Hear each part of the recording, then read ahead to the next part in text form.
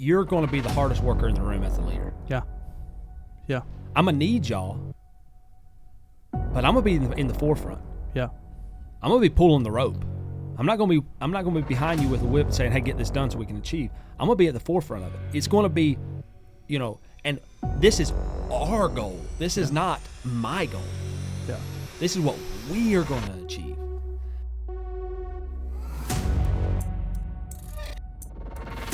What's up, everyone? Welcome back into another episode here on Yoders Talk. As always, your host, Clinton Yoder here. I'm your co-host, Corey McClendon. And we are excited. We are fired up. We are ready to get this last episode of Season 5, right?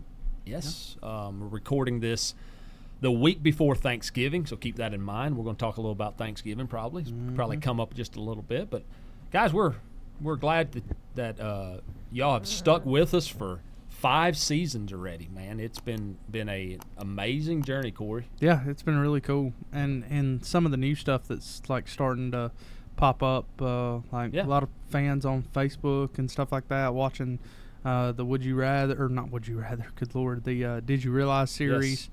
Yes. So that's been really cool. And I think we hit, what was it, 142? It's a little over 142,000. Yeah, we're right over 142,000, which is amazing. But 142,000 subscribers. Yeah, that's remarkable. Yeah, it's insane.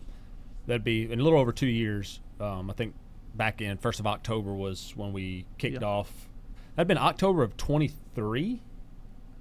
We kicked off November 1st. November 1st of 23, I think it is. So yeah, guys, it's been an awesome journey, and I'm glad that y'all have stuck with us, and it continues to grow. We continue to have opportunities off this podcast that have been just remarkable. The people we've got to meet through this, and the fans and the people the guests that have came on and talking through their journeys. We've had some great guests this season. Kicked it off with James Spann, I think it was, and then just throughout the season we've had just a lot of amazing people come on and share stories and share their purpose and what they're about. And so it's been good. It's been I feel like this podcast has, if anything, has affected me more positively than I even realized, as far as just learning things from the guests we have on and all those things. So yeah, it's been great, and we plan on keeping it going. Yeah. We really do. We got some big plans for 2026. We do. We will be. Really I'll say this: we are actually going to be in Costa Rica, recording. I'll just say it. I mean, we're getting close to episode 50, and we wanted to do something special for episode 50. So the whole team is headed down to Costa Rica the 1st of February of next year, and we're going to record some really cool content down there for y'all. And it's just going to be good. We have some new series that are not the podcast we're actually being edited as we speak. Yeah. I'm excited to get those out to y'all. Those are going to be really cool. Kind of a documentary type feel to them. Yeah, a little bit more. And it's a couple series as well. Yeah. We got several things going on. So yeah, it's been great. It's been great. Work's been good, which kind of helps support this as well. Yep. And so yeah, I'm just thankful. I came in today thinking about that. It's the month of Thanksgiving, and next Thursday would be Thanksgiving Day. So just thankful that we're able to do this, and the blessings that we have are just unreal. God has been so good to us, and we want to acknowledge him for that, because if it wasn't for him, first of all, none of this would happen. No. And then if it wasn't for y'all, none of this could happen. That's right. So we're just grateful. Yeah. Just grateful. So that's it. We have a grateful heart today, and but before we dive in, ham or turkey? Where are you at on that? Oh, ham or turkey? Yeah. Oh, I'm a ham guy. I feel like turkey. Okay, so I will say this. I was looking through some like smoking meat last night, scanning through, and I found a recipe for a turkey that I want to try on my smoker. And I feel like if it turns out the way the video showed it turned out, turkey could shift over to one of my favorites. But so it's a basically on another level of butter injections, but it's a certain type of butter. It's not. It's kind of some special. Yeah, I used to deep fry turkeys a lot. I always used a Creole butter, and did like a Cajun turkey.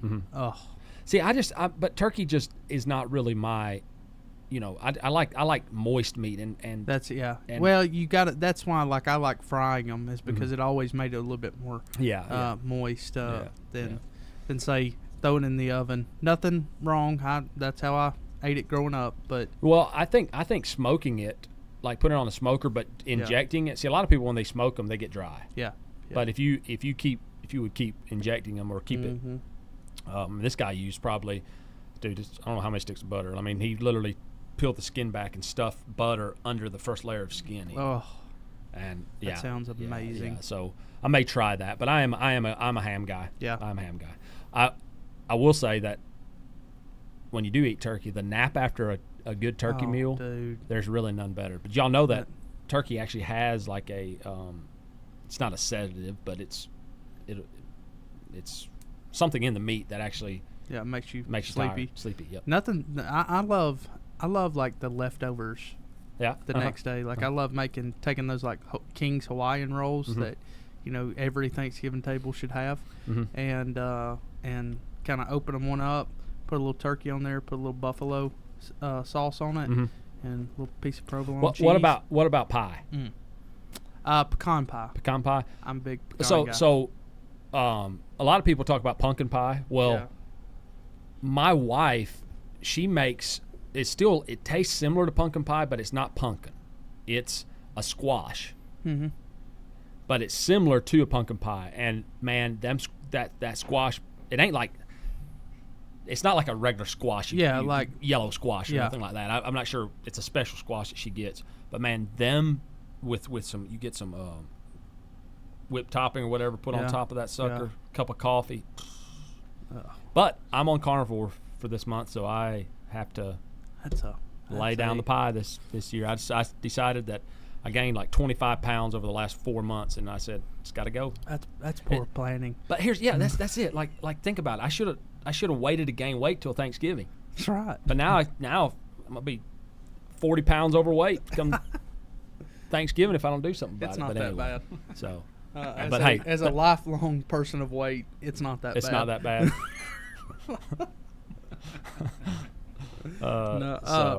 Well, speaking of planning, that's kind of what we're going to get into today. Yeah, we're going to talk about planning just a little bit, and the importance of it. Yeah, absolutely. So, I do want to. I got a good riddle here for Sean.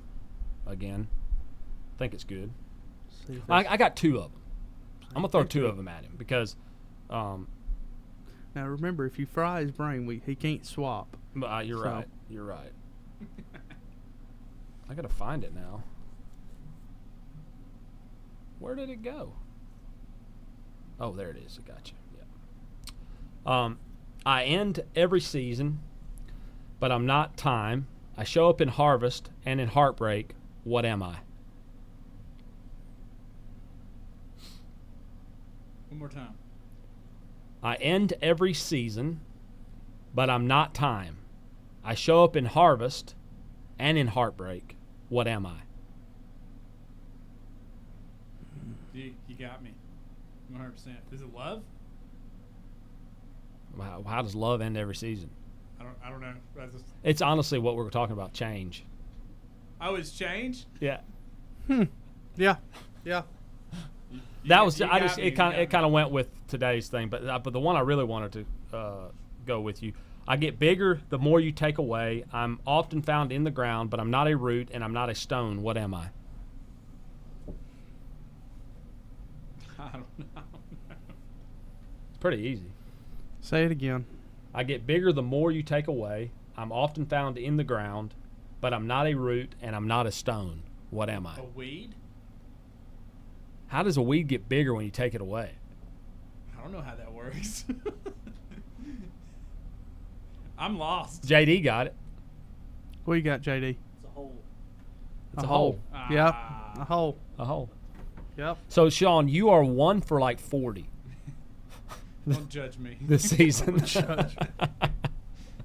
All right. Would you rather get roasted by your future self or interviewed by your past self?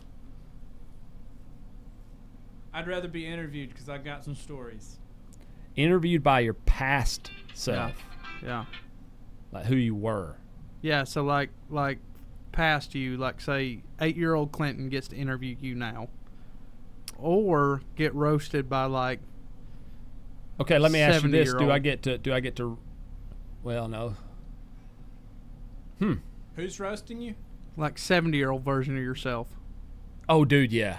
That's what I'd pick. I'd want to get roasted. I would because too. because the 70-year-old self could basically I could learn from that because he'd talk about all the stupid stuff that I haven't even done yet. Yeah. Maybe I'd get away with it. I mean, I basically roast myself in my mind all day, so I'd probably have some zingers that would probably crack me up a little bit. Corey's like the meme, the guy pointing at himself in the mirror. You know what I'm talking Yeah, about? honestly, like if people only knew what went on in my head, like of like when I make a dumb decision or something, like like I mean golly, like I'm over here like my therapist says it's not healthy. But it's fine with me. It's motivation. Hey, I won't make that decision again. We talk about it for about 3 days. So, kind of changing up just a little bit here. Something happened to me yesterday. Yeah, let's talk about that. Yes. So, as everyone knows, I'm a golfer. I wouldn't say good golfer by no means, but I'm a golfer, and there's a place in our local town here called Birdie Box. It's a golf simulator. And by the way, if you're local here to Coleman, Alabama, y'all got to go check them out if you're into golf. Even if you just want to go, even if you're not into golf but you'd like to go swing some golf clubs, go check them out. It's an amazing simulator. They have an amazing facility. It's just like 7 or 8 bays. Yeah, there's quite a bit in there, and they have food. Yeah, they got food. It's a nice place to go play. So if you and if you become a member, it's 24-hour access. Oh, dude. I mean, that's huge. So anyway, and we will play a video on here for y'all to see what actually did happen.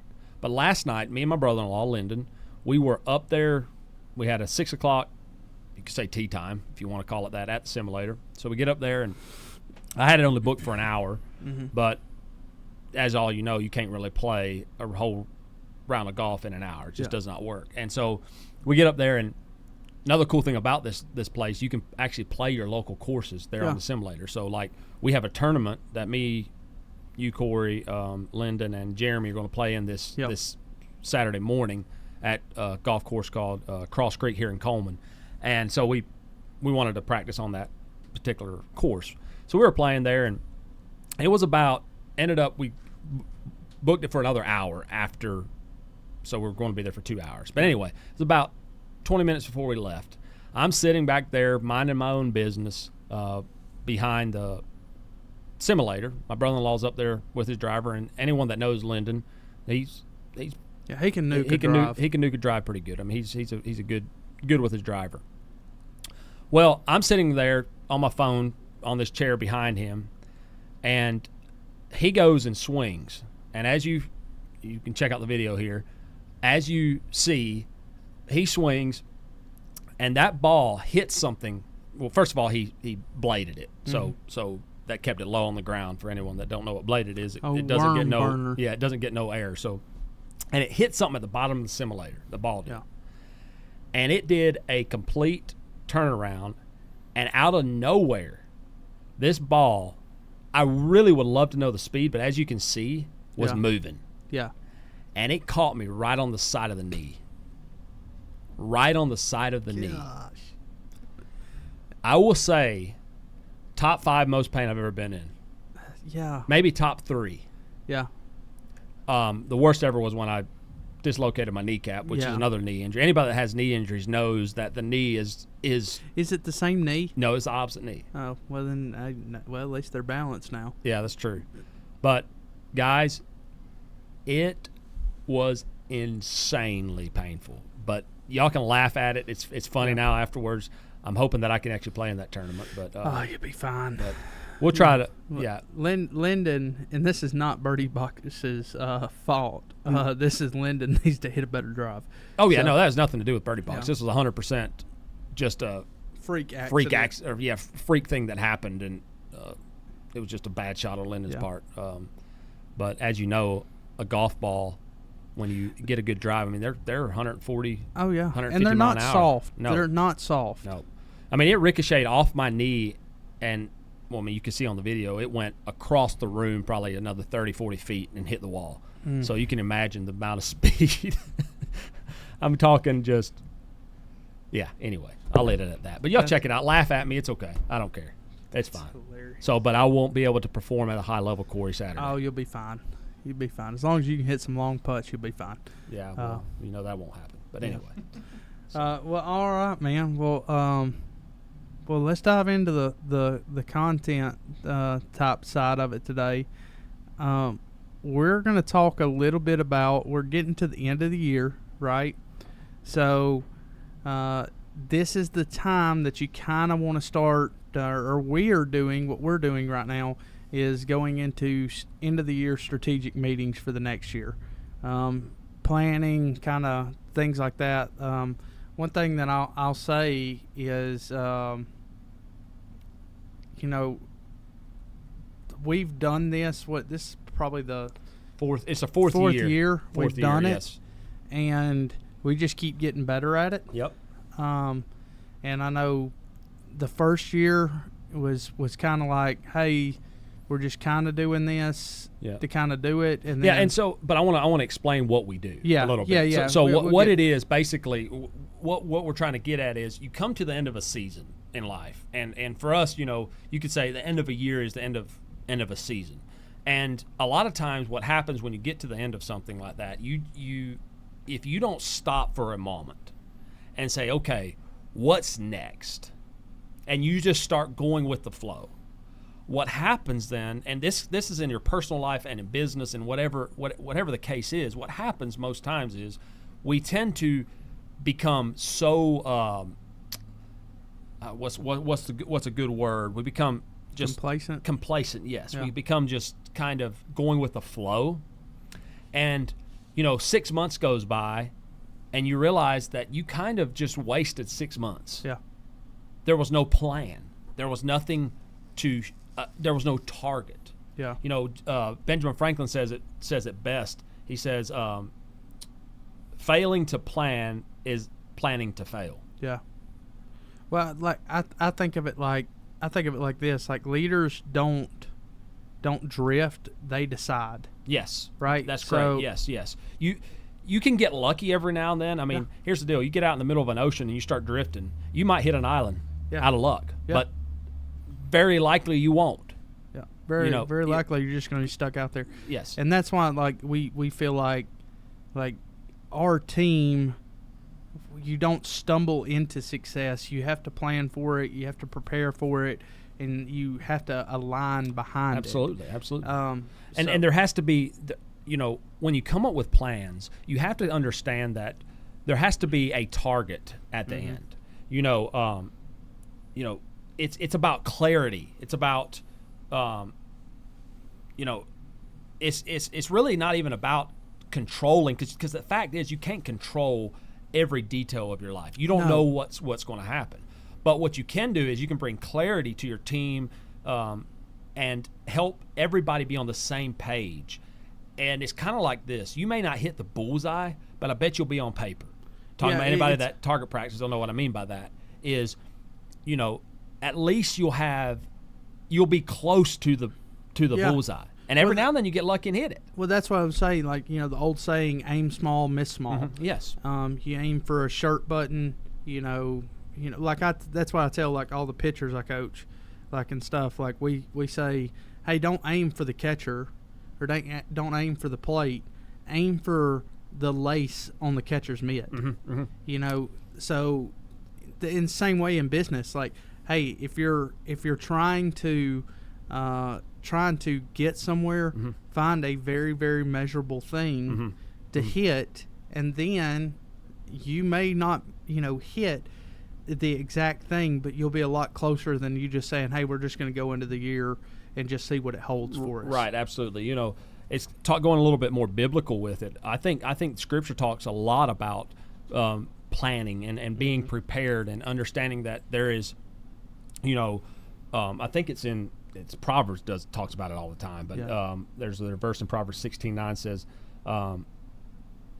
let's see here, commit to the Lord whatever you do, and He will establish your plans. Okay, so when you build out a plan, the important thing is to understand that God's will needs to be the center of it. Yeah, you need to understand that.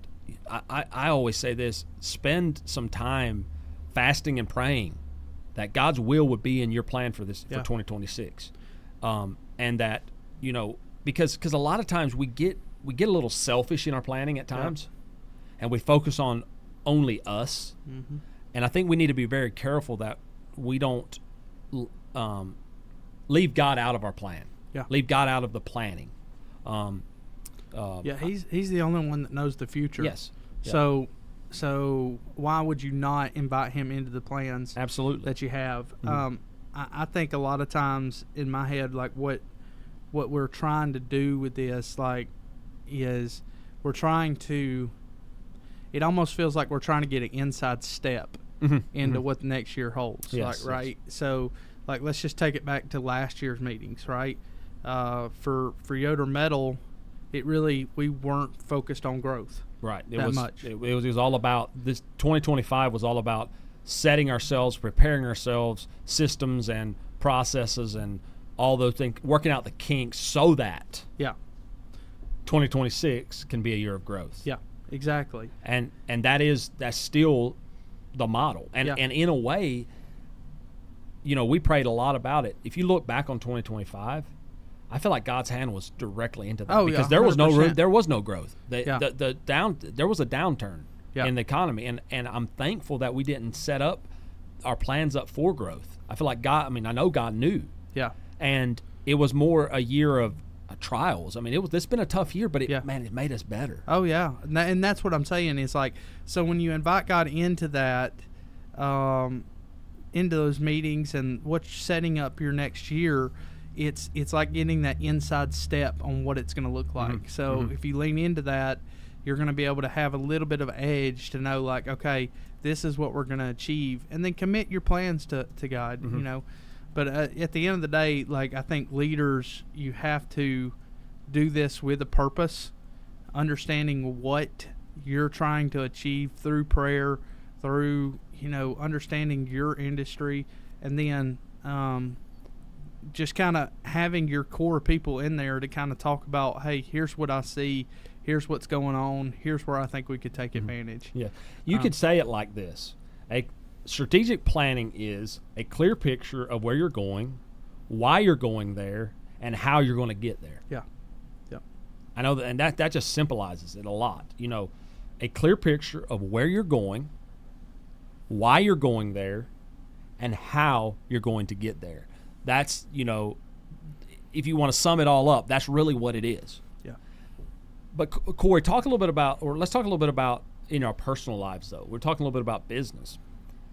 A lot of times we miss the fact that this same idea is wise in our personal lives. Oh, 100% it is. But how many of us actually sit down and spend the time doing it? Most people don't. I mean, let's just be, and even there's been years that I haven't done certain things, and it's like you get halfway. Everybody, you roll into January. Everybody has New Year's resolutions, right? And how many people keep their New Year's resolutions? If you look at the percentages on that, let's look it up. It is mind-boggling. I want to see that. Honestly, if you want to keep a goal, don't make it your New Year's resolution. That's what the stats say. But it's really powerful if you take some of these concepts that we're going to talk about today and apply them to your personal life, because it's the same thing. If you got a direction you want to head in your life, then plan for it. Take the time, pray about it, Figure out what God has for you in your life, and then make it a reality. All right, so a survey found that 87% of people who made a resolution reported they had kept at least some of them within the first month. About 59% say they've kept all of them so far, and 13% say they've kept none. That I feel like that's. I've heard like some real rough. Yeah. So I feel like some. Okay, here's another one in 2024. That was a little older. Yeah. Only 6% of resolutions lasted beyond or through that year. Yeah. So 94% of people who made a resolution kept it. Yeah, 23% quit by the end of the first week. Yeah. But I will say this. I do want to say this though. And this is not to contradict what you were saying about not doing it and not putting them at New Year's resolutions. I'm a believer that it's not about when, but it's about your discipline. Mm-hmm. So if you're a disciplined person, a New Year's resolution can work well. Here's the truth. If you're not disciplined and you decide you're going to do one in March, you're still not going to keep it. Yeah, 100%. So in the end, all of it comes back to how disciplined you are and how bad you want that to happen in your life. That's what it breaks down 100%. to. Like, the thing is, everybody wants to do something, Mm-hmm. right? Mm-hmm. But how much do you want it? Do you kind of want it, or do you really want to get after it? And that's the determining factor. Mm-hmm. Everybody, like, I'm the world's worst of, like, I'll go on a streak where I'll go to the gym for like 3 weeks, Mm-hmm. and then I'll break my routine. Mm-hmm. Mm-hmm. And then I won't go back for another 6 months. Mm-hmm. You know what I'm saying? I heard somebody say it like this, and what's his name? He wrote a book. We heard him at Summit. It's about kind of that idea. Young cat. We all talked about. He wrote that book about. It's really about discipline. It talks about that a lot of people set up their goals that I'm going to go to the gym 5 days a week. Well, yeah, I know who you're talking about now. I can't think of his name. Oh, gosh. But he talks about getting 1% better. Yeah, 1% better. But yeah, he brought it out a little different, and and it changed my life, to be honest. He said that when you set up a plan, a lot of people look at the goal is at the end, which of course that is. But he said a lot of people say, okay, I'm going to go to the gym 5 days a week. That's my goal. And their focus is getting done at the gym. But he said back it way up and start having your goal that I'm going to get my gym clothes on every night by 6 p.m. And he said you will be shocked how many times you actually go to the gym. James Clear. Yeah, there you go. Atomic Habits is the book. That's it. Yeah, that's him. Think about that. Focus only on the small step at first. I'm just going to get my gym clothes on. Well, if I get my gym clothes on, I'm probably going to the gym. Yeah. There was a lady that she was in her 80s that was she did like yoga or something, and she was like, amazing at it. Still probably at her best in her 80s. And she'd been doing it for, years and 50 years or so. Mm-hmm. And they asked her, how did you always, every single day, she didn't hardly miss a day. Yeah. It had to be something planned. Honestly, had to be something else planned for her to miss a day at the gym. And we're talking 6 a.m. every morning. And they asked her, how did you accomplish that? She said, every single morning I wake up and my only goal for the day, or for as far as around going to yoga, was I'm going to get in the taxi. She didn't focus on the gym. Yeah. The step was, I'm going to get in the taxi. Because she knew that if she got in the taxi, she was going to do yoga. Yeah. It was guaranteed. Yeah. So if you have something that you struggle with that you want to accomplish, don't always focus on the end goal of that day. Look at what's the easiest or the easiest step to take that guarantees I will show up. Yeah. There was a time back when I first started going to the gym that I kind of used a little bit of that, and it was like, just get to the gym. Mm-hmm. Just get to the gym. there was moments that I got to the gym, I never went in. But I got to the gym. Yeah. And what it started to do was it started creating a habit of going to the gym. And eventually, it was 5 days a week for me, easy to do 5 days a week. I fell back off now, and will admit that I'm not doing so well at the moment. But I guess what I'm getting at is we set big goals sometimes that are about unachievable. Yeah. Sometimes it's best to just simplify those things down into, a small goal that leads to big results. Yeah. It is good to stretch yourself, but at the same time, sometimes we set these New Year's resolutions so vast and so big, and if we achieve them, amazing, but they're so unachievable. Yeah. And then when we don't, the reason we quit is because we don't achieve those massive goals. Yeah. And we give up. When if we would just consolidate that down a little bit into where something that's a little bit more simple that will lead to that goal, I believe is a big step in a successful New Year's resolution. Absolutely. So absolutely. Stuff fires me up, by the way. Yeah, we're in that season where it's we've already had y'all have had one. Yeah, on the financial team. The financial team's had theirs, and then we have what, three more? Three more to do. And I'm telling you, we got some big plans for next year. I know. I'm excited. Big plans for next year. So. I'm stoked. Yes. Well, really, I guess 4, right?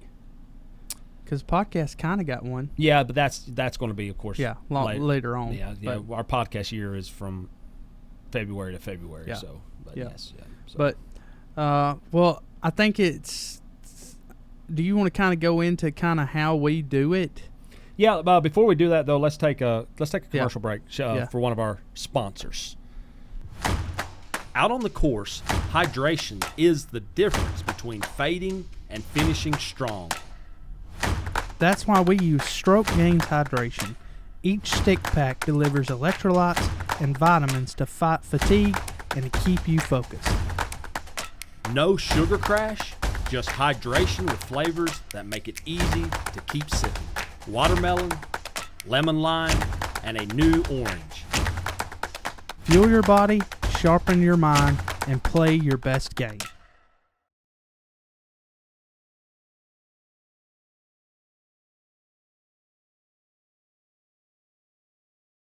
Guys, y'all got to check out StrokesGained's, some amazing hydration drink that you can see right here.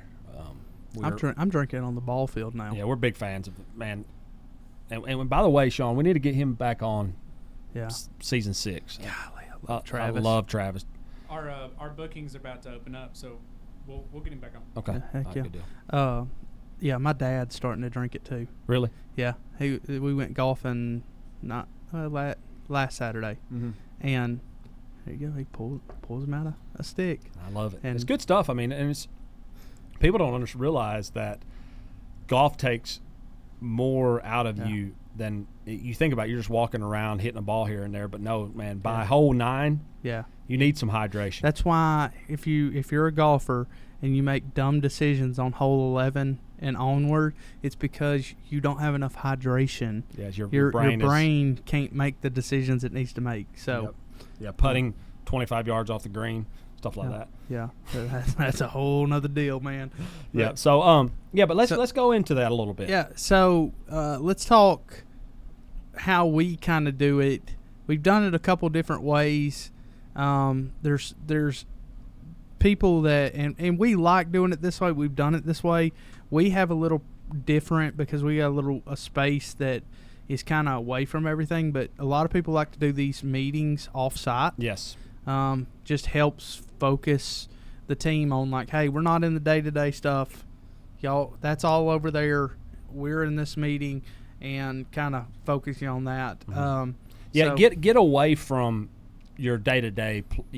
You cannot plan well if you're getting interrupted throughout the planning session. Yep. You need time that's just where your cell phones. I mean, we even don't allow our cell phones while we're in these meetings. I mean, we have breaks scheduled throughout, but we are dialed in. We are focused on every detail of how this next year is going to look like. And it takes every one of us. Like, this is not something where me as the owner or the CEO, whatever, lays out the plan and says, guys, I need y'all to execute it. This is, we bring people in from every department that we can get into the room so that they may have a different perspective of something.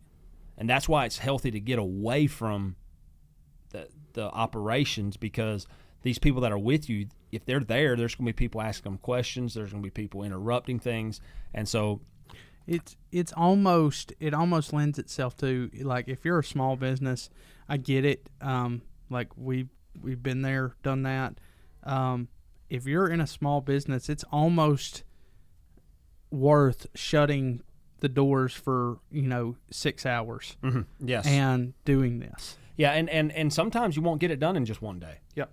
Sometimes it's a 2 or 3 day process to really dial that in, and to where everybody's on board.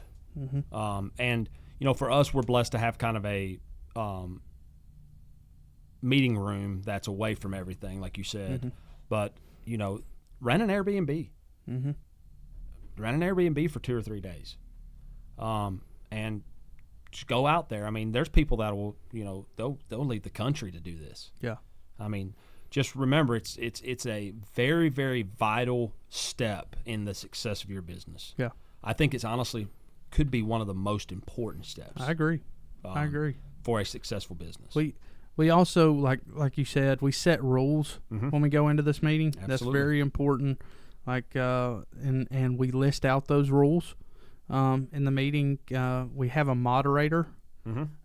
Somebody like I do Yoders Woodworks and Yoder Sales, because I'm not really in those businesses, but I help moderate that meeting. So as the leader, you don't need to moderate the meeting. Yeah, you don't, because you won't be able to focus, and you're going to be so focused about making sure the meeting runs smooth that you're not going to really focus on the planning side of things. I think that's another very valuable thing, is making sure you have somebody in that can keep the meeting organized, keep it flowing. Because man, you get a group of people together, you can go down some rabbit trails. Quick. Yeah. You gotta have somebody that's keeping us on the road. That's the analogy I try to use, is like, hey guys, I'm just your tour guide in this meeting. I'm gonna point out some areas we're gonna hit along the way, but I'm not driving the bus. It's just I'm here to try to kind of navigate us through this. Yes. So having somebody like that's very important, because Lord knows if y'all's meetings are anything like our meetings, rabbit trails. Oh, quick. And we actually, there's another thing that's very, very important that we do as kind of a rule, you could say, at the beginning, is we have what we call the parking lot. So if we're discussing something and somebody starts down a rabbit trail, it may be a vital part to the plan, but it may not be the moment to discuss it. So what we do is we assign someone to what we call the parking lot, and we take that idea that someone had and we put it in the parking lot, so later we can come back and get that vehicle, you could say. Yeah. And it may fit, 2 hours later, we may be like, okay, hey, by the way, that would be perfect, what you're talking about, and we pull that out of the parking lot, and that becomes the next discussion. That becomes the next conversation. And a lot of times you'll have 10 items sitting in a parking lot. Some of them you don't even ever get to. Yeah. Sometimes it doesn't really play into the actual plan that gets developed. Yeah. So but after that, there's something that's very vital to a planning meeting like that. A lot of times we're only looking ahead. We're only looking for the end of 2026, which is next year. This is where we want to be. This is our target. This is our goal. But the reality is, when we do this, and I think we do very well, before we go into that, we talk about where we are now. Yeah, that's the first exercise we do. It's called the prior year reflection exercise. And so if you can imagine, and I'll get Sean the graphic, That way he can kind of flash it up. But there's like 4 quadrants.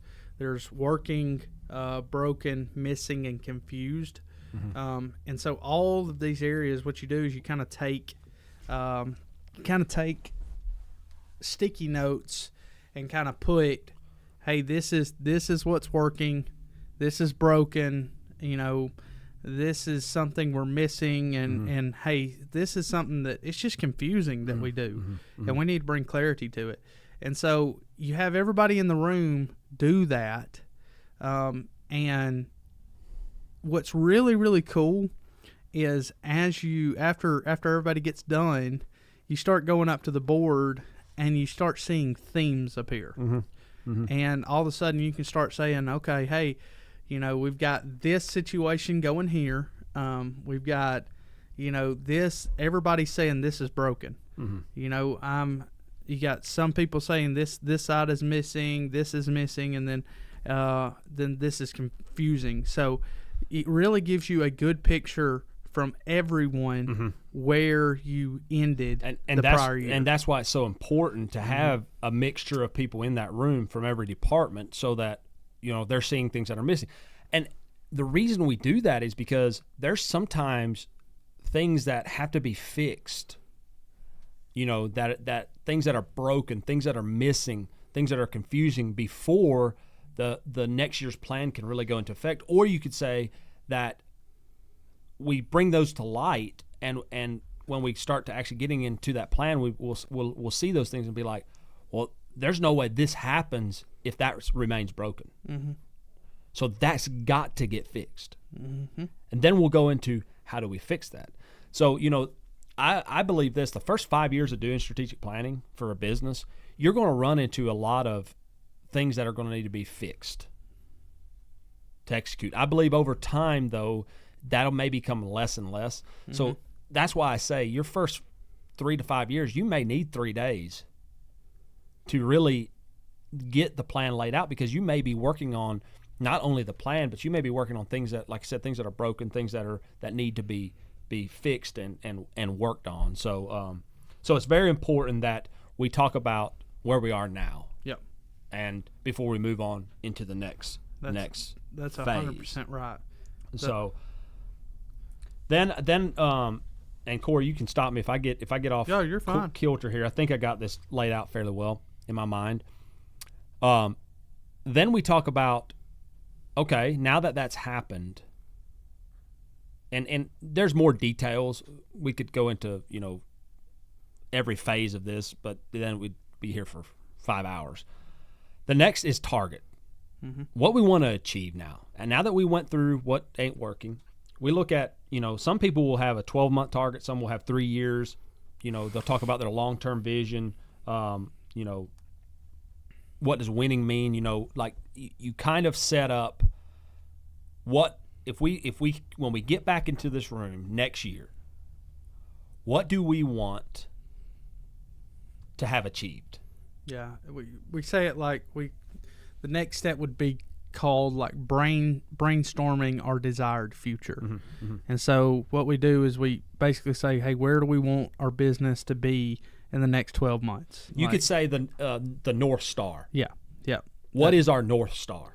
Yeah, where are we aiming? And so the cool thing here is we get people to write like 6 to 7 ideas down, right? There's no, like in this section, there is no bad ideas. We write all those down, and then we start talking about them. And what we do is we categorize them as like, hey, I filter them through what I call like a red, yellow, green system. Yeah. And so basically what we do is we take all the ideas and then we try to narrow them down, and we pick 3 to 5 ideas that we want to tackle, and we discuss it, we debate it, we argue about it, and then you land on what really matters to move the business forward the next year. Yeah. I'm going to jump in right here about something that, as a leader, as the buck stops with me in our business, that is very, Very, very important. I would honestly say it could be the most valuable thing when it comes to these meetings. And that is, as a leader, giving your team the permission to disagree, to argue, and fight for their ideas. Yeah. There's so many businesses out there that the leader, that you have we talk about yes men all the time. Your team just, well, the leader says he wants this, so yes. Yeah.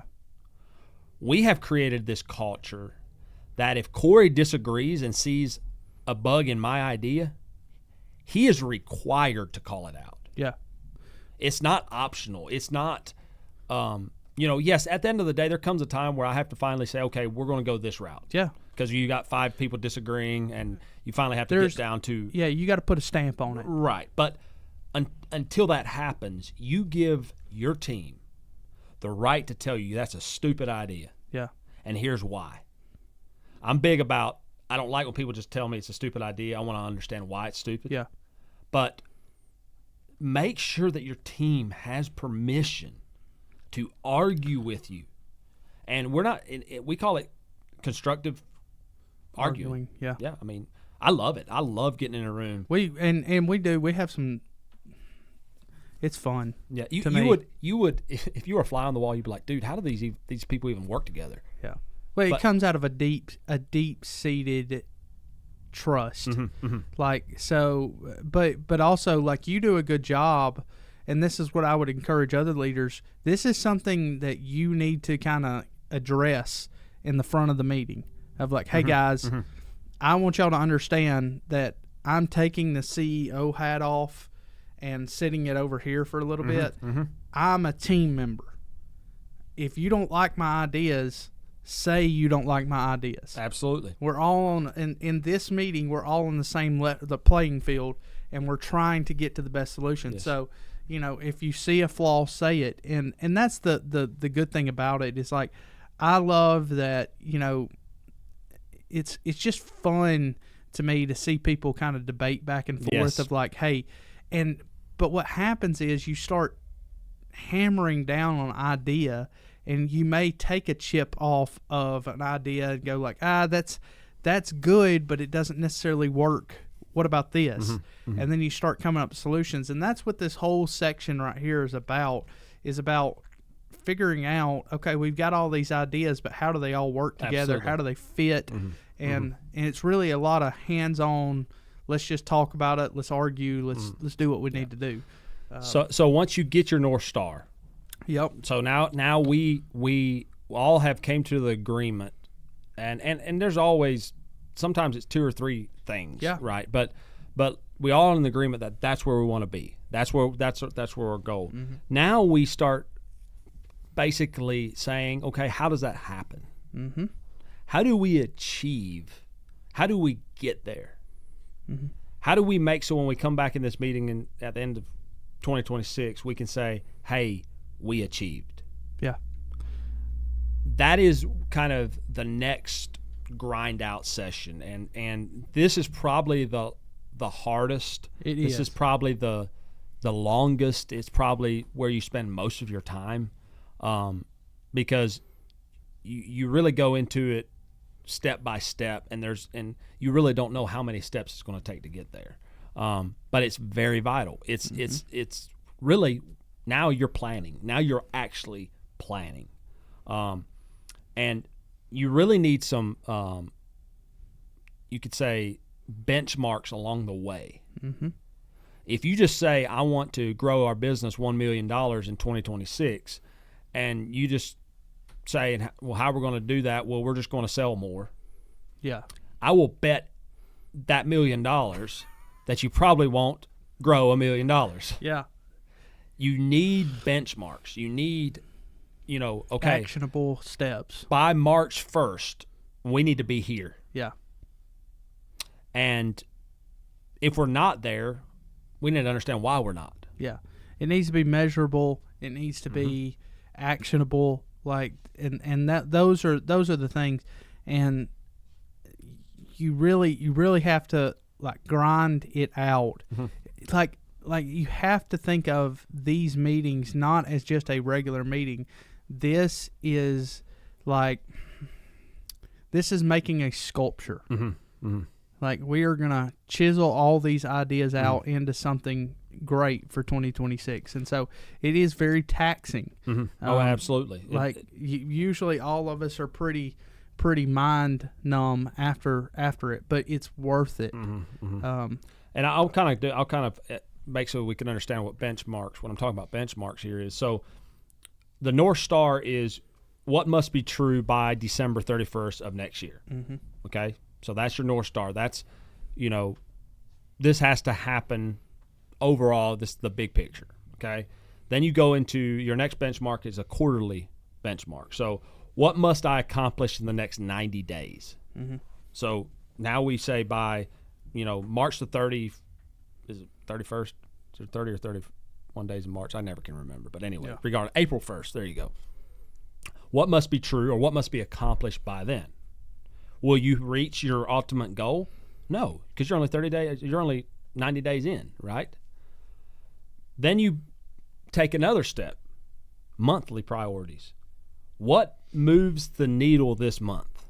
So now, where do we need to focus this month? Yeah. Okay, so this is what we got to achieve this month. But it even goes a step further. We call it weekly action, or you can say action items. What must I do this week and the actions I have to take as an individual, the actions he has to take, the actions she has to take, whatever that is, to make so that at the end of this month, those priorities are done. Yep.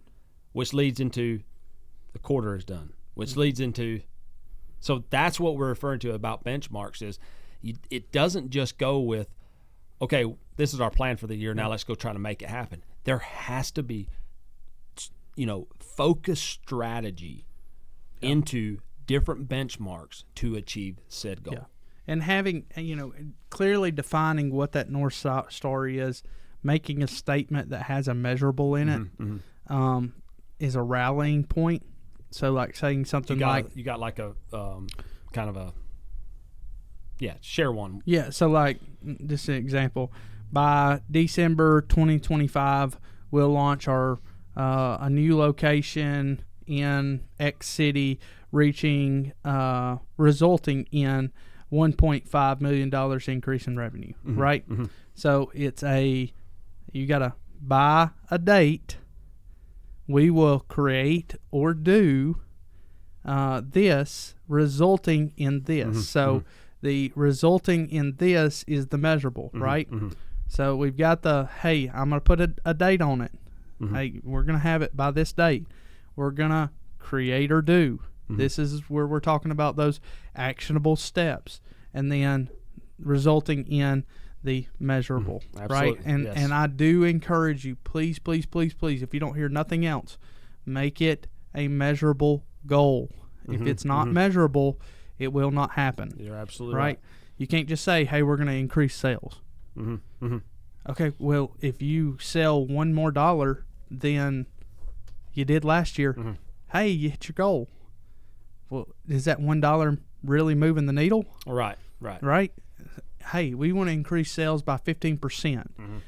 Okay, hey, we can do something with 15%, right? But you don't wait until December to start increasing that. It's got it now like we talked about. That's why the benchmarks have to happen, because to achieve that, you have to start getting on pace January 15th, March 1st, April 25th. There's, to achieve that goal, there has to be things that you're working towards, and what we like to do is, and we use a system with Entree Leadership. They're amazing, by the way. If you ever get a chance to use, it's called their Elite platform.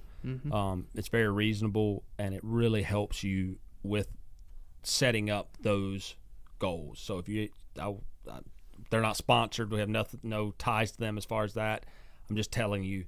Yeah, it's something we use, and we've had success with it. Very good, and it's an amazing system. So if you need a system, because you do need something that helps you track these things. Yeah, it's tough. I mean, you can build an Excel sheet. You're good at that. You can do. There's stuff out there, but man, we got AI and things like that at our fingertips today.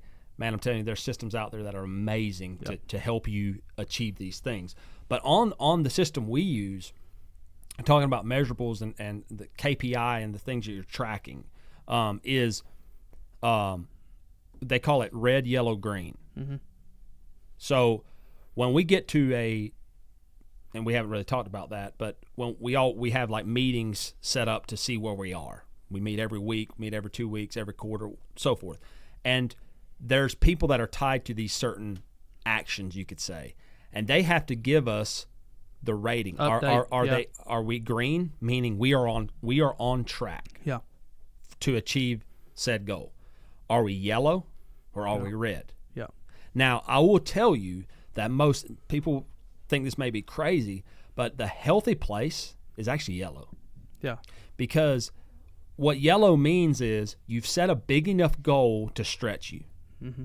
We may be a little bit behind, but we are, if you're always green, you probably haven't stretched yourself enough. Yeah. But then when you hit red, when we're in one of the meetings and this particular thing is red, we stop and we say, why? Yeah. Why is this red? Is it because you're just not getting your job done? Is it because you're waiting on something else? Do you need some assistance from another department that you're waiting on?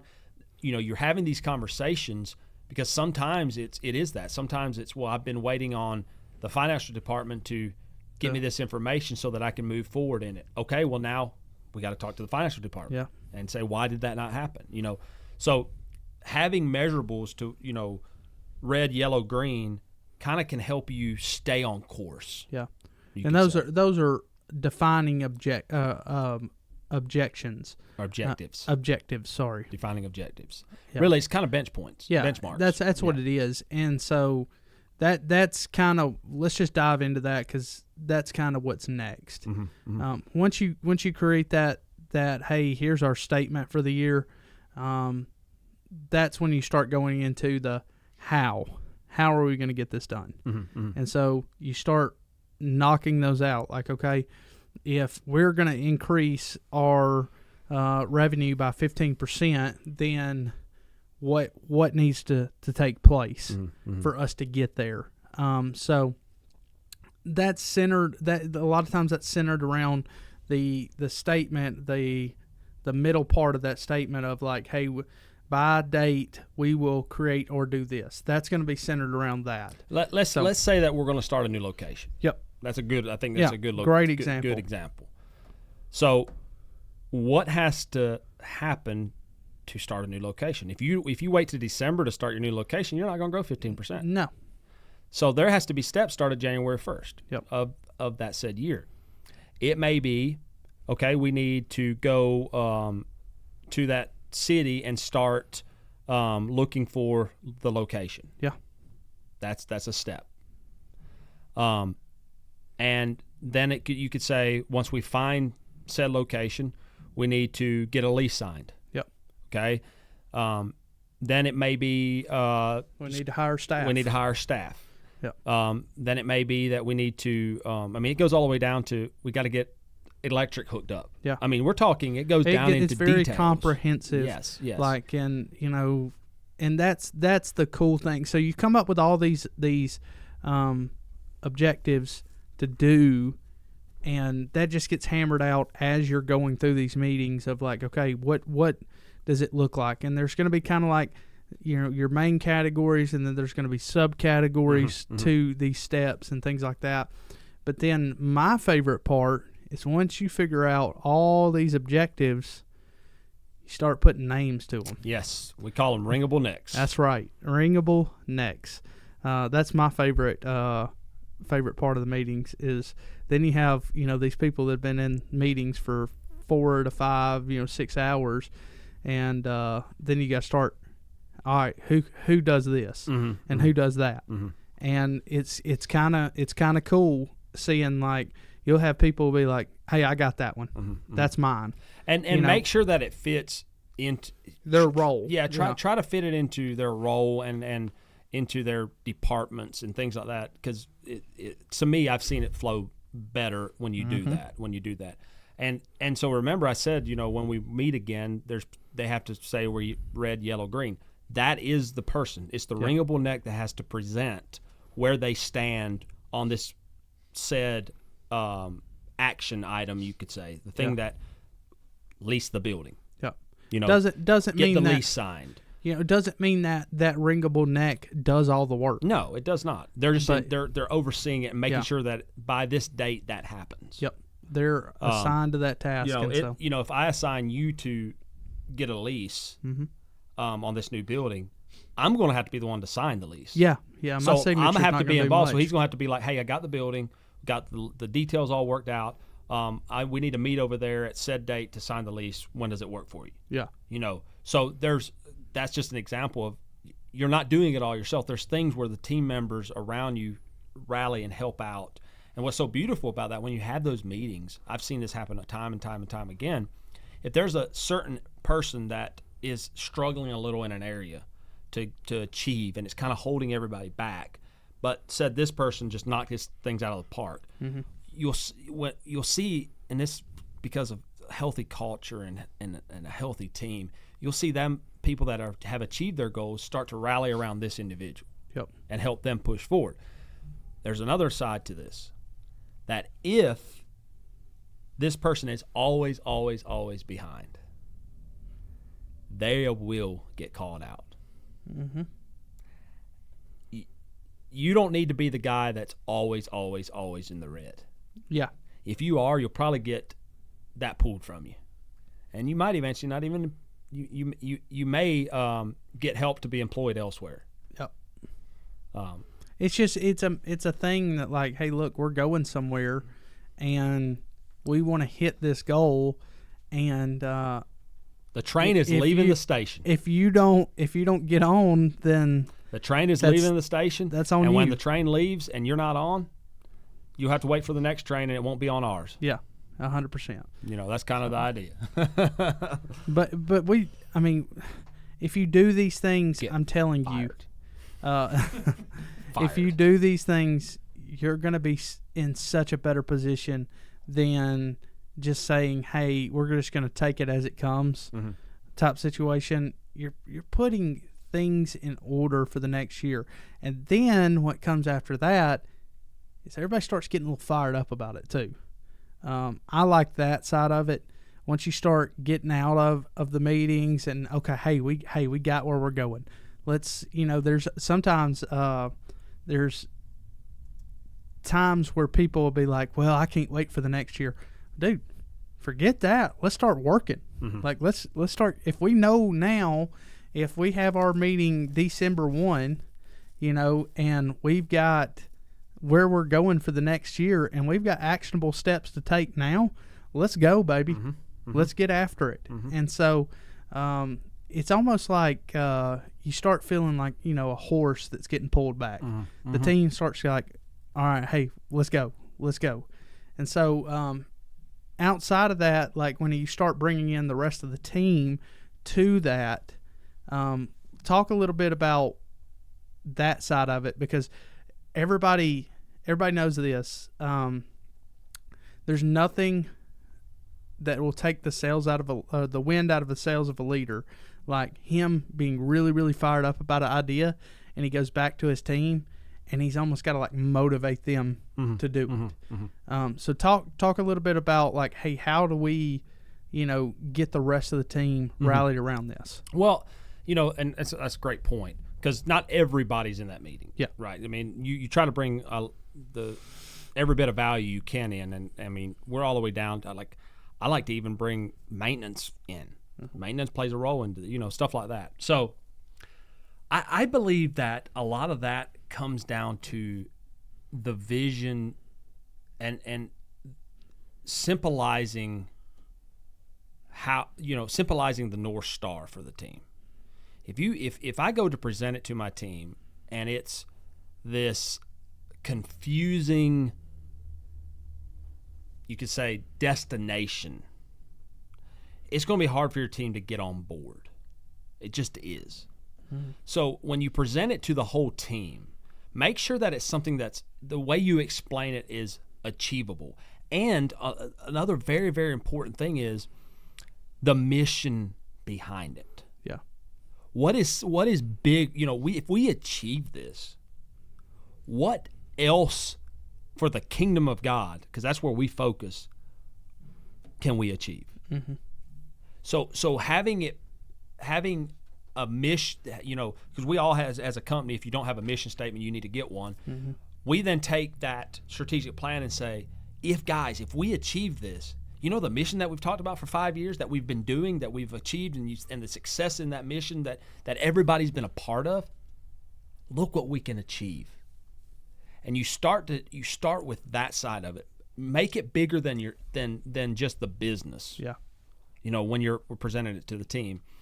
And another thing is, make sure that they understand that you're going to be the hardest worker in the room as the leader. Yeah. Yeah. I'm going to need y'all, but I'm going to be in the forefront. Yeah. I'm going to be pulling the rope. I'm not going to be behind you with a whip and saying, "Hey, get this done so we can achieve." I'm going to be at the forefront of it. It's going to be, and this is our goal. This is not my goal. Yeah. This is what we are going to achieve. Because I'm telling you, if your team understands that you see their value in this plan, mm-hmm. it does something for them. It just does. And people get fired up. People get motivated behind it. And another very important key to this whole thing is the amount you talk about it.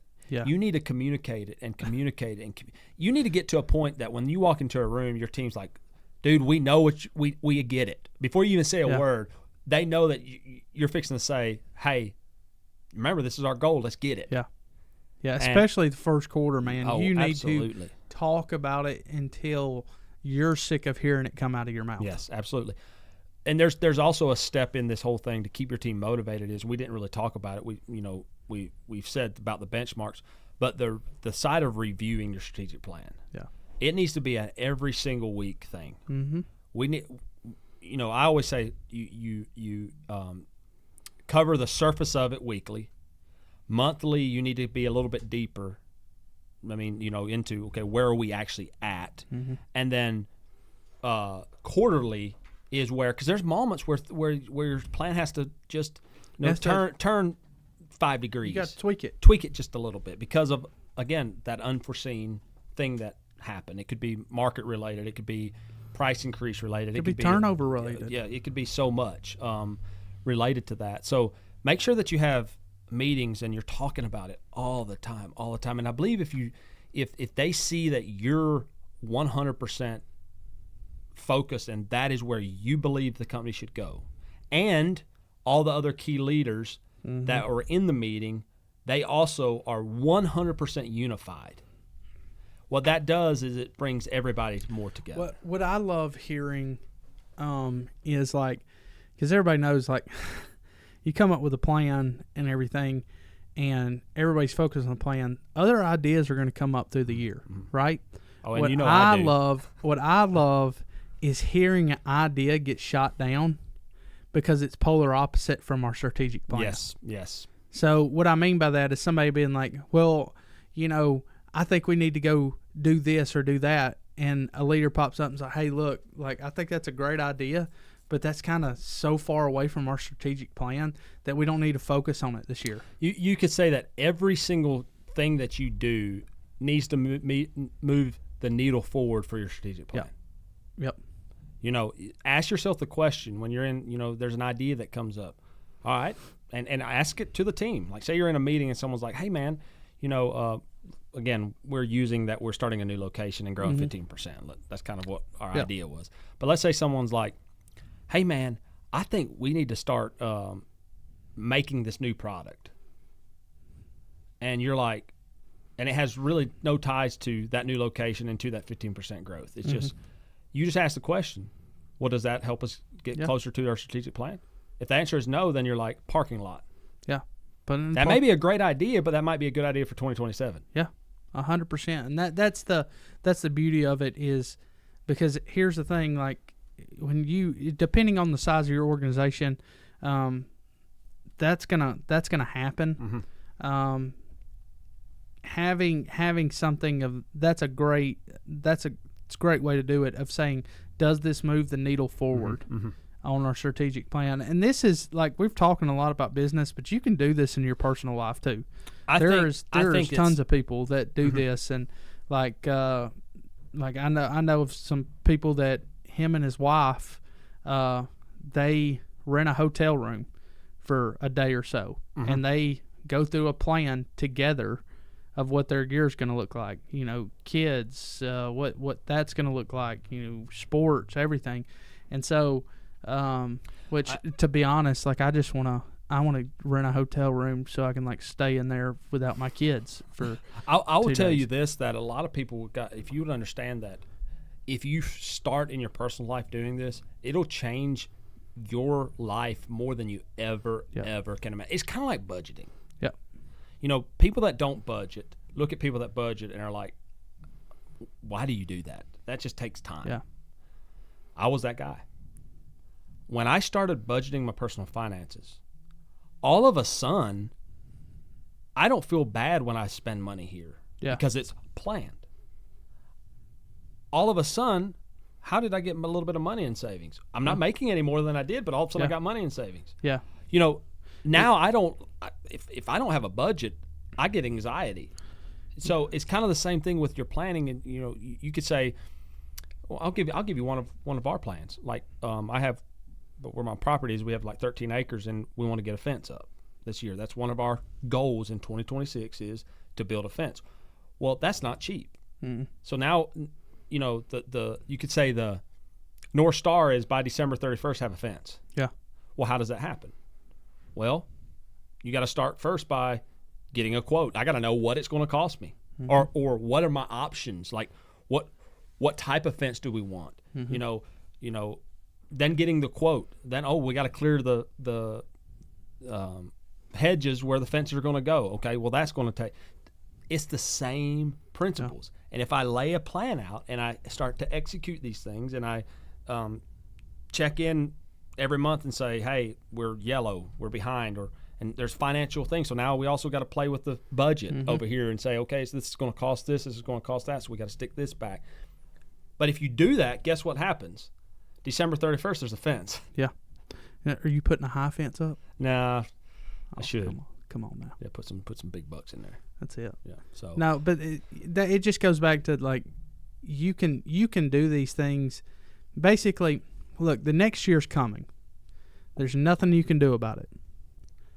The difference is, are you ready for it or you're not? I would say this: the difference between, and again, success is measured by the eye of the beholder. I don't believe that there's a mathematical number for success, but I believe this with everything in me. The successful people are planners. Unsuccessful people go by the seat of their pants. Yep. And every now and then you win a lottery. Yep. But there will be a peace in your soul when you know that you have a plan laid out, that you've prayed about, that you feel like God's hands in. Sometimes he throws a wrench into plans, and we have to accept that because that's his will. We just have to understand that, you know, Proverbs is very clear throughout Proverbs. He talks about that a lot, about plan and, you know, the planning things. And I believe if you spend the time doing this, you will see such a difference in the needle. You could say the movement of the needle of your life. There will be a peace within your soul. There's so much that happens when you run your life like this. Yeah. You know, and it's just, and I would encourage you to even, people may think I'm crazy, your spiritual life, strategic plan it. Yeah. I know that sounds crazy. People are like, well, you should just, well, of course, you're always serving God, but man, 2026, I want to spend more time in the Word. Well, if you just say I want to spend more time in the Word. Yeah. What's that look like? What does that look like? How do I make that happen? You know, what do I need to do to spend more time? What do I need to say no to spend more time? Yep. You know, plan your life, and it just changes so much. So, yep.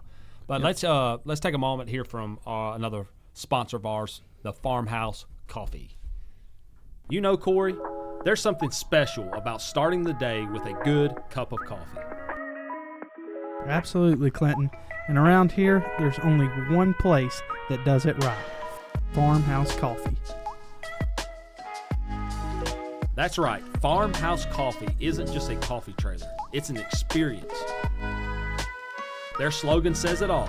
We love Jesus, you, and great coffee. And they live it out too. Every time you stop by, you're met with a smile, a warm welcome, and some of the friendliest people you'll ever meet. From lattes to cold brews, every single cup is made with care. And I can tell you, it's some of the best coffee you'll find anywhere. Plus, there's something about the way they treat you. It's not just about coffee. It's about the connection, encouragement, and leaving you better than when you came.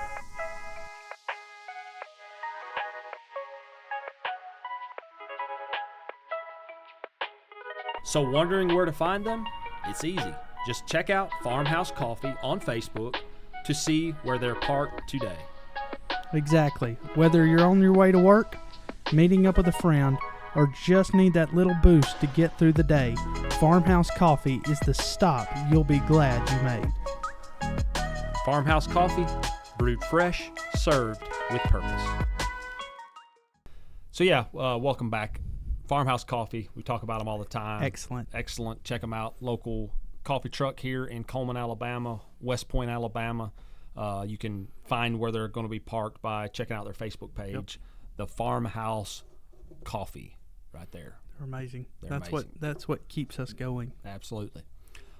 So kind of wrapping up the plan thing. I would just say that my encouragement for each person is try it. Just try it. If you're a business owner, try it. The first year we done it, I'm gonna be honest with you, we kind of flopped. It did, yeah. And the reason it flopped was because we set goals that were just absolutely unachievable. Hey, look, we would have changed the world, baby. We would have. I mean, they were crazy. So, but we didn't quit. The next year we tried it again, and we got better, and we got better, and we got better. And I think I truly believe it's a 5-year process before you could sit there and say, hey, I think we got this a little bit dialed in how to make this work and how this works, how to plan this well. So give yourself time, give yourself grace as you do this. You will make mistakes.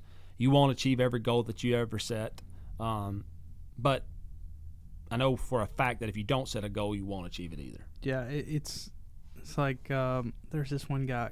God, I gotta get better at writing down who actually said it. But a goal without a plan is just a wish. Oh yeah, that's good. A goal without a plan is just a wish. Yeah. So everybody can sit there and say, "Hey, I want to do this," but if you really do it, make a plan for it, make it happen. Yeah, 100%. So, well, guys, that's kind of the strategic planning. That's how we operate it here. We hope that helped y'all out with your goals for 2026. I will tell you that if anybody that's listening to this wants advice on that, we'll do it for free, baby.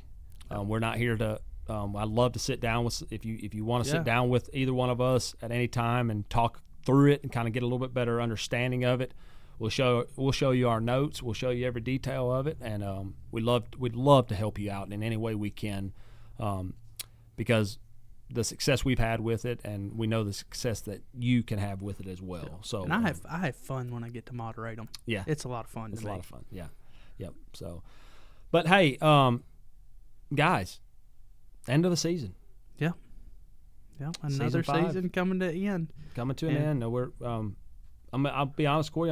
I'm excited to take a little bit of a break. I'd like a little break just from the recording. Now, doesn't mean we're gonna have a break from everything else. No, like we say, we've got tons of little projects going. We're gonna have a few lives during the break. But yeah, no, I'm excited, and then I'm more excited about next year. Yes, it's just gonna be so cool. Yep. Some of the stuff we're already recorded a couple of little projects and stuff, and I'm having a blast with those. I can't wait till they get released and everything. I'm kind of like antsy about it because I'm like, oh, this is gonna be so good. Yes.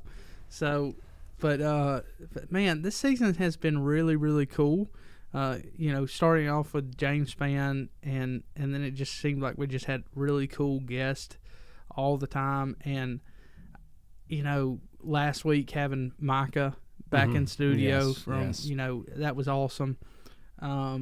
It's just been a cool season, and I'm super thankful for our listeners.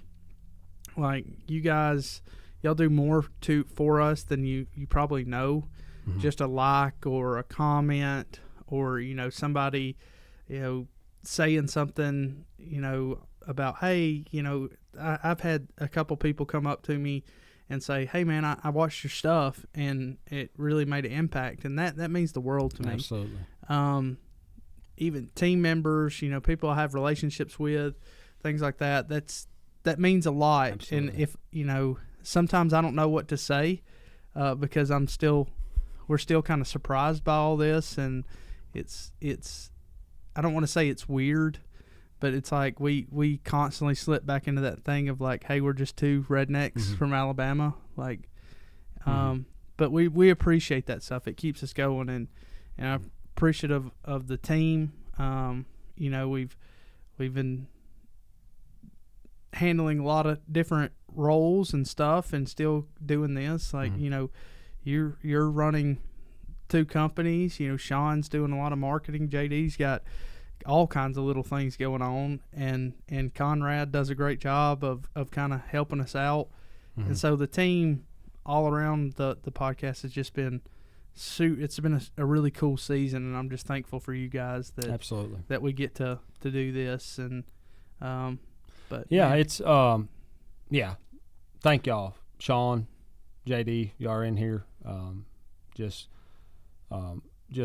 keeping us going. There's days that we wake up and we may not be the most motivated to do this, but y'all keep us going. And listeners out there, all the nuggets, the messages, the things that coming up to us and speaking to us and thanking us for this, it means the world. But I do want to say this, that I want to give all honor and glory to the good Lord, because when we started this, we said that we don't want to do this for us.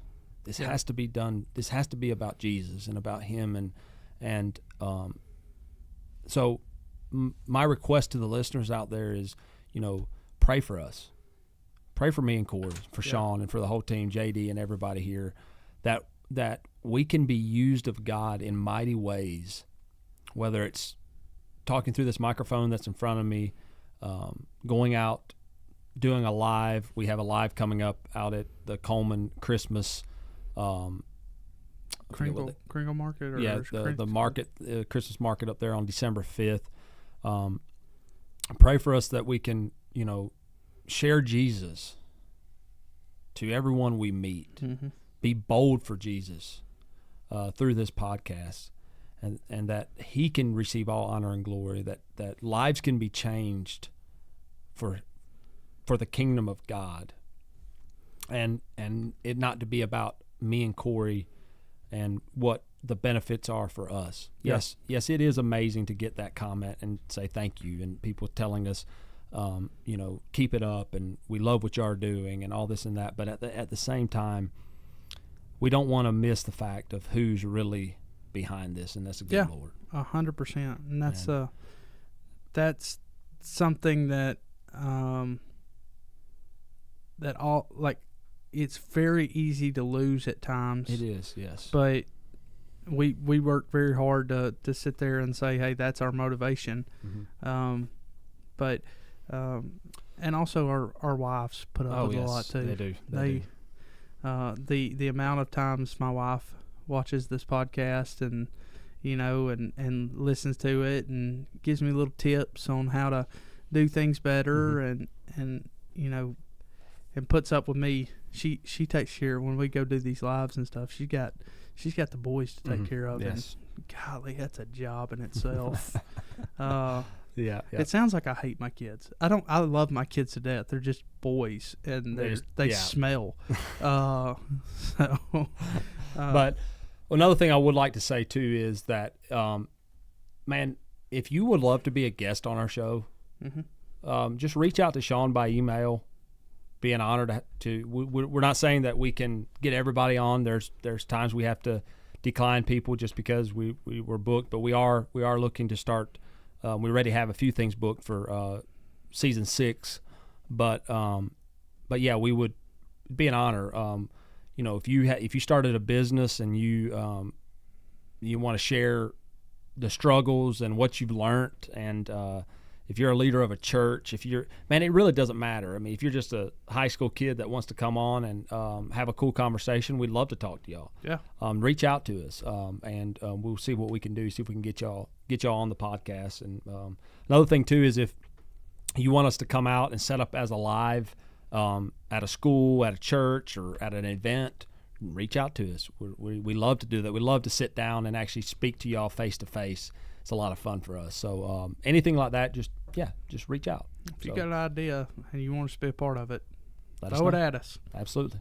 And we'll do our best to accommodate y'all in the best way we can. So, well, guys, season 5 coming to an end, and we are going to say so long, and we wish you an amazing Thanksgiving, and we wish you a Merry, Merry Christmas. And always remember that Jesus is the reason for the season. And let's be thankful that he came to this earth and died on the cross and rose again on the 3rd day, that we can have salvation. That's right. That is the ultimate gift. That is what I'm thankful for today. So we love y'all. We wish y'all the best holidays there possibly could be, and always, no matter what, whatever type of leader you are, because every one of us are some form of leader, let's remember to always lead with a purpose. I love y'all, and God bless you.